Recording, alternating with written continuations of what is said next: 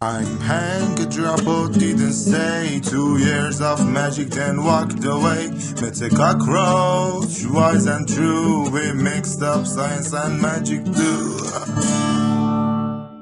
Hi everyone, welcome to the first video on this channel. Today we're going to talk about a common mental problem, and at the end we'll give you some useful and science-based solutions. But first, do you see that cockroach over there? He's gonna be my new channel partner, but he doesn't know it yet, so let's go talk to him.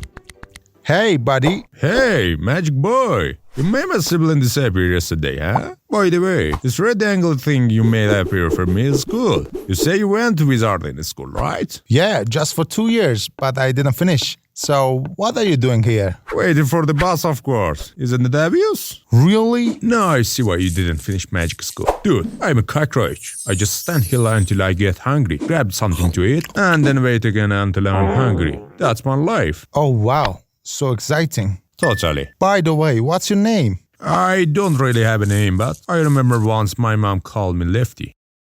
After the egg capsule opened, all my siblings jumped out, and I was left behind. Then mommy showed up. You're the only one left? Oh, little Lefty. What a nice sturdy bag. I could fit so much stuff in here. Alright, I just call you Lefty then. Listen, I've got an idea for you. How would you like to feel human emotions? You mean like become a human? Somehow. I've seen how you guys do whatever you want and always laughing. Yeah, it's definitely more fun than this conversation. Okay, so I'm going to use magic to give you one of mental challenge human face. Are you ready for that? Yeah, go ahead, hurry up. Wait, did you say challenge your feelings? Twist in your mind, let your worries bind. Nothing happened. Try hard, magic boy. I knew you weren't made for this. I'm a loser. What did you just say? I didn't say anything. My friends don't like me. Whenever I show up, they stop talking. Why would anyone like me? Who's talking? Show yourself. That's your inner voice. What? My side can't talk? Actually, those are your thoughts. I can't believe it. I trapped in front of the whole school, and everyone saw how clumsy I am. I never get better. A school? What are you talking about? I'm master of survival arts at Kitchen University. Just wait. These are human memories. It'll take time to remember. But why am I even beating myself up like this?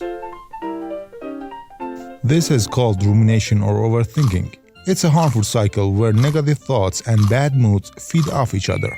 When we get caught in rumination, certain thoughts come to us with three main features. They are negative, repetitive, and do not lead to solving any problems. What are negative thoughts?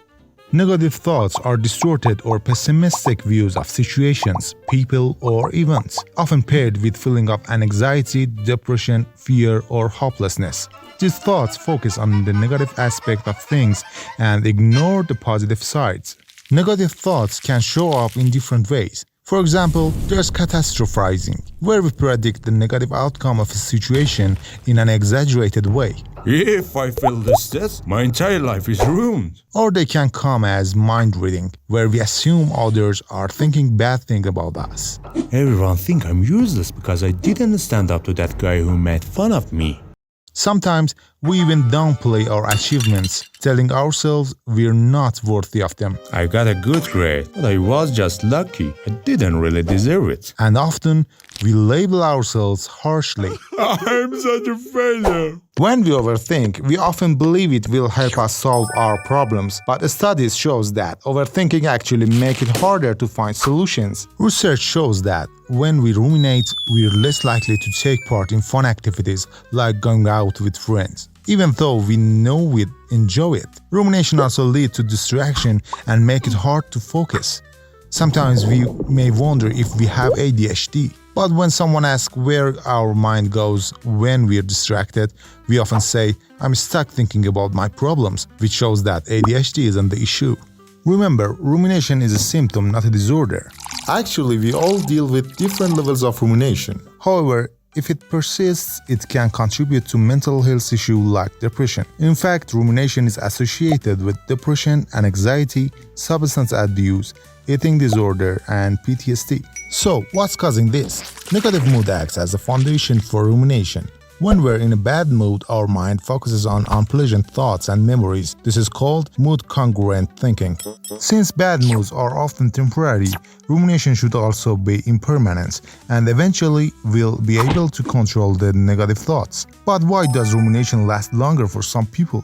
Usually, after noticing the adverse impact of negative thoughts, we block them out or ignore them, while being more open to positive thoughts. But sometimes, the ability to fight off negative thoughts doesn't work properly, and as a result, we get stuck in negative thinking, which leads to long-term rumination. One of the most interesting studies on this topic was conducted by Davis and Nolan Hoeksema in 2000. They compared two groups of people, those who ruminate and those who don't, using the Wisconsin card sorting test. In this test, 4 key cards are placed in front of the person, which include a red triangle, 2 green stars, 3 yellow crosses, and 4 blue circles. Participants had to match a card to one of 4 key cards based on its color, shape, or number. After each guess, they got feedback about whether they were correct or not, and had to figure out the correct pattern. But after few correct answers, the rule would change without warning, and they had to discover the new pattern. In the study, people who didn't ruminate quickly switched strategies after receiving negative feedback. But most of participants who ruminated kept trying the same strategy even though they were told it was wrong. This shows there's a problem with something called cognitive flexibility, which is the ability to change our thinking and behavior based on feedback.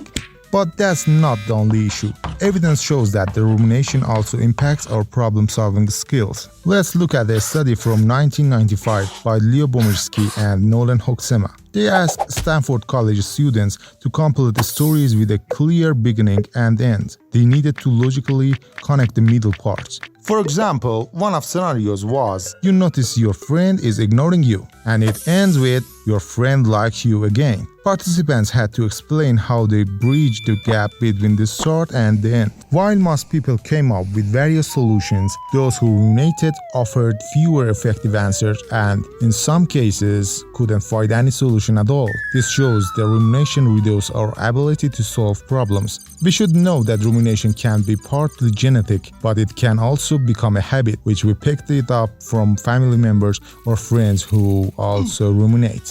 Can it be enough? I have a 24-hour podcast inside me, and you're out here talking like you get paid by the word. Stop wasting time and just tell me the cure. Alright, but before we get to the solutions, if you enjoyed the video so far, hit like button and subscribe to the channel. And if you didn't like it, hit the dislike button and report us. Unbelievable. Treatment strategies. Several effective solutions are presented here. If you have rumination, you should do at least 2 solutions for 30 days to see the desired results. Okay, the first strategy is seeing the problem from the third-person view. You ever notice when our friends tell us about their problems, we're usually full of good advice? That's because we aren't affected by the emotions they're feeling, so we can think more logically and consider different sides of problem. Now imagine if we could do the same for ourselves, become someone who look at us from the outside. This can be done with a practice called writing a letter to myself. Let's try it step by step. We'll need a chair, table, some paper, and a pencil. Alright, Lefty, let's get started. What's all this? Cool stuff. Pick one of your recurring negative thoughts. That one time a guy made fun of me in front of everyone, and I couldn't respond. It really bothers me. Alright, take a seat and write a letter, explaining your problem clearly without any judgment or filtering. I can't write. Just give it a try. Oh, wow, this is fun. Now guys, if you also struggle with overthinking, follow the same steps I'm explaining. I'm done. Now, give yourself some advice or suggestions on how to ease your worries and overcome problems. Write down anything comes to mind, but make sure there are possible actions. Okay, next time I see that guy, I'm giving him a friendly elbow in the belly to remind him not to mess with me again. Or I'm going to roast him this time. Nothing else. Are you sure? Think a little more.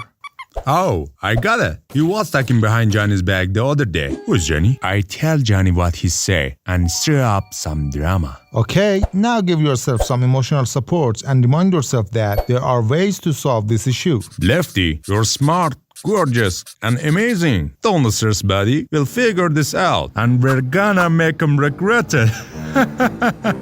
Now, imagine you're someone else who found this letter, okay? You're not Lefty now. What do you think of it? It's silly, but don't cry. I try it out. Thanks. Wait, who wrote this letter? Wow, nice handwriting. What do you think about it? Looks like he was so upset. I guess making fun of people can really hurt them. So I should try not to roast anyone. Great. Now, do you have any advice that might help this person? You could intentionally ignore the guy until he regrets his behavior and comes to apologize. If he doesn't, just keep distance from the guy. And by this, make people aware of personal boundaries. Perfect. You did a great job. Oh, stop it. You're making me blush. Let's go to the second one.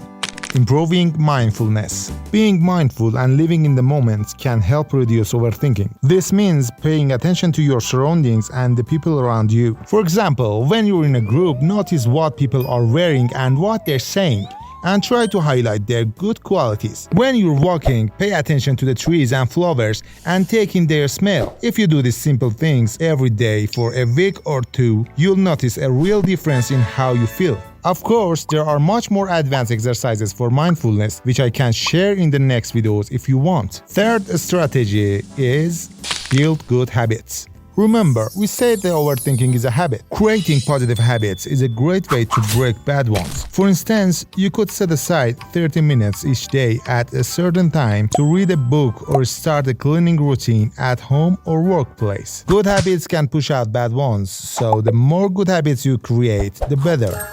Fourth technique is active socializing. Spending time with others and actively socializing can change brain activity in a beneficial ways.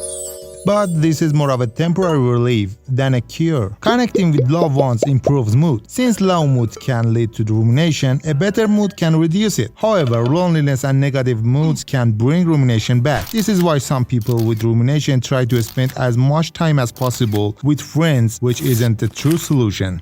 Let's go to the last technique. Physical behavioral activation. When you wake up, get out of bed quickly and avoid staying there. This can be your first step. Throughout the day, engage in various activities like personal hygiene, work, or socializing. Even if you lack motivation, tackle a small task and resist the urge to lounge on the couch. Playing video games is not beneficial as they only distract you for a few minutes before rumination returns. If you experience long-lasting negative thoughts, a suitable treatment is mindfulness-based cognitive therapy. MBCT typically involves group or individual sessions over 8 weeks, teaching various exercises. You can seek this treatment from psychologists. If you'd like complete details about MBCT in another video, please let me know in the comments. Okay, thank you for watching. I hope you Hey, Willy here. Fix me now. You have to do what I said to get better. What? Don't panic, I was joking. Veritas revertus. Oh, there is a nose on my head. Thanks. But you told me I was going to experience human emotion. I thought you were going to give me excitement and joy. What was that? Listen, I want to simulate a human challenge with you. If it's too hard for you, I might need to find someone else. Alright, please don't cry. Fine, but you need to provide what I want. Like what? I don't know. I'll think about it and tell you later. So guys, this is just the beginning. Wait for our next videos. Stay tuned. See you soon.